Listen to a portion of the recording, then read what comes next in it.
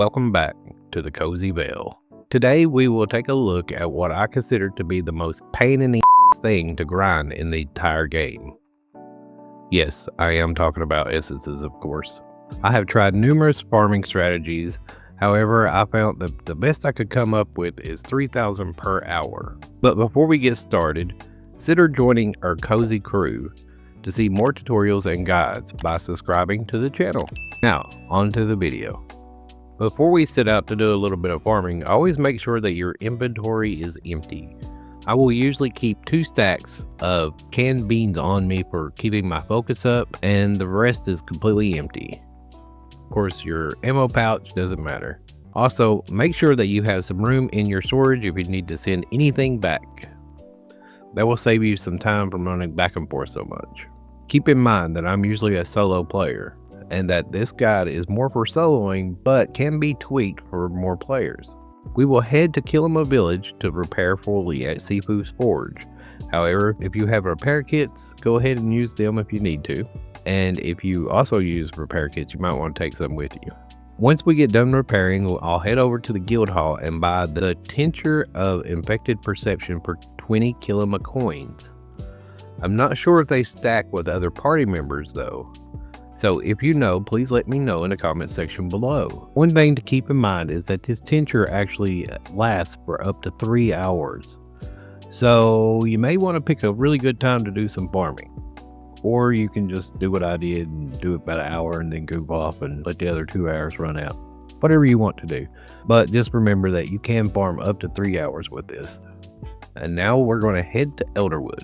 Once in Elderwood, make sure you equip the Bright Eye Amulet if you're a solo player.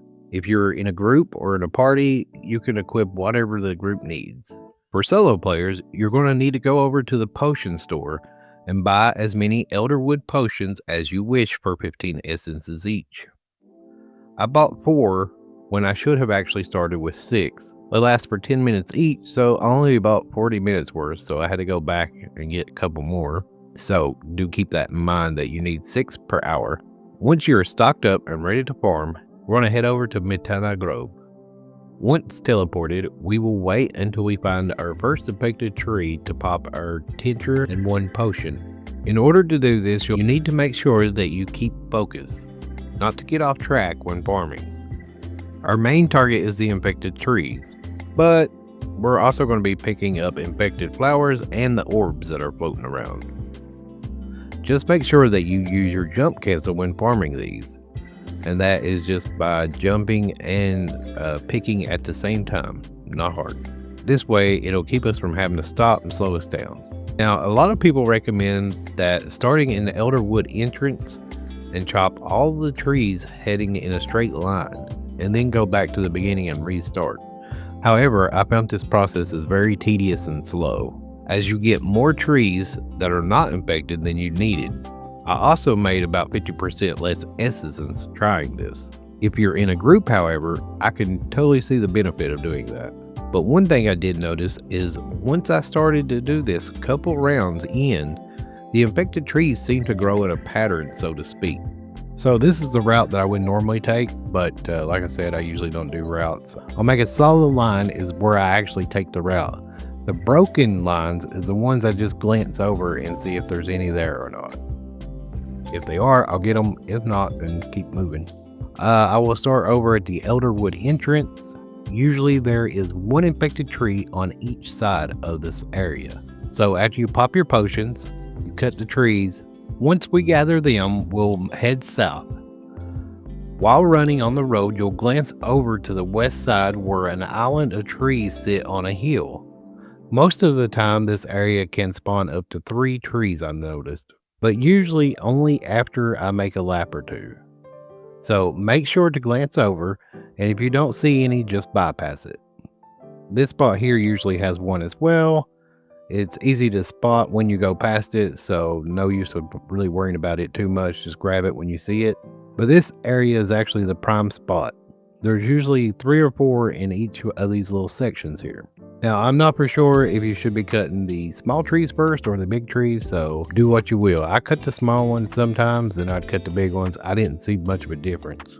Behind this tree right here usually spawns one, but I've noticed that if you don't see one at first, then it will never spawn unless you cut some trees there.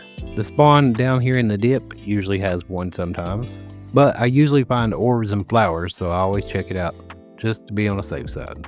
We'll glance over on this one as it only spawns one here as well, but the rest of the area below this is pretty much just a waste of time. I've never seen one spawn there at all. One can spawn usually on this corner, sometimes both, but it's usually just one. And then this little patch that's tucked away here usually has at least one or two. And then we'll go up on this bridge and there's usually one that spawns over here on the side. There's also a couple that like to spawn near where seafood usually appears at. There's one close to the back in between the bridge thing. I don't know what you would call that. The main reason for this spot though is mostly the orbs and the flowers usually spawn here like crazy. And now we're going to head back to the way we came. Unfortunately, when I was farming though, there was a lot of other people in the area farming as well. So you'll have to keep that in mind. Plus, I was also hunting animals as well. I do not recommend that because it does slow you down quite a bit. The main thing is you just want to glance and look around the area to spot your infected trees instead of just running around blindly. Honestly, I thought doing such a big area would be a huge waste of time, but no, actually by the time you get through the end of this route and harvest all the flower and orbs and stuff, everything will start spawning back to the beginning. I want to say that I was probably averaging between 20 to 25 essences per big tree, 15 to 20 essences per flower, and anywhere from 6 to 8 of the little orbs. If you're doing this with a group, I imagine that you can probably get a lot more. And that's basically the route. That's all there is to it. You just have to keep going around and collecting over and over and over. The main thing is trying to predict where they are growing, I guess you could say, which is not impossible, but they kind of do grow in a certain pattern. You'll notice this after you do it a couple of times. Here's some key things to keep in mind when farming. Make sure to re-up your pot as soon as it drops. Should be a no-brainer. To clear up your inventory if you have a pet with carrier. You can also sell certain items at seafood as often as needed. Make sure to keep an eye on your axe and keep it repaired. You don't want it to downgrade. Unfortunately, I did. Make sure your food buff is always up, so you get the extra bonus. You could sell all of your ancient logs for 1 gold each, or if you have time or the space, you can make them into planks and sell them for 2 gold each, or you can use them just for crafting. Try to reduce the amount of times you have to repair and empty your inventory as much as possible just to save time. That's the reason you buy as many pots as you need instead of having to run back and forth like I did. You can sell all the fiber that drops to clear up your inventory. So when I started this, I had like 839, and by the end, I had a total of 4,170. Now, unfortunately, I had to run back and forth, and I was hunting animals and stuff like that instead of sticking to the task. If I would have stuck to it, I could have probably gotten a lot more. But that was just give or take. I'll try it again in the future and see if I can get any better results. And also, people was farming, so that made it a lot harder too. I wish that these were a lot easier to get. Maybe in the future we can see an event where we get like double drops or something. That'd be kind of cool. Or maybe another bundle board. That would have been awesome. Unfortunately, I think I missed that one. But yeah, there's no magical way of getting these. They're just a slow process no matter what you do. And that wraps it up for this video. Hopefully you enjoyed it. If you found it helpful, please leave it a like. If I missed anything or you know of something better, please let me know in the comment section below because I really hate farming these things. But until next video, stay safe, stay cozy, but most importantly, have fun gaming.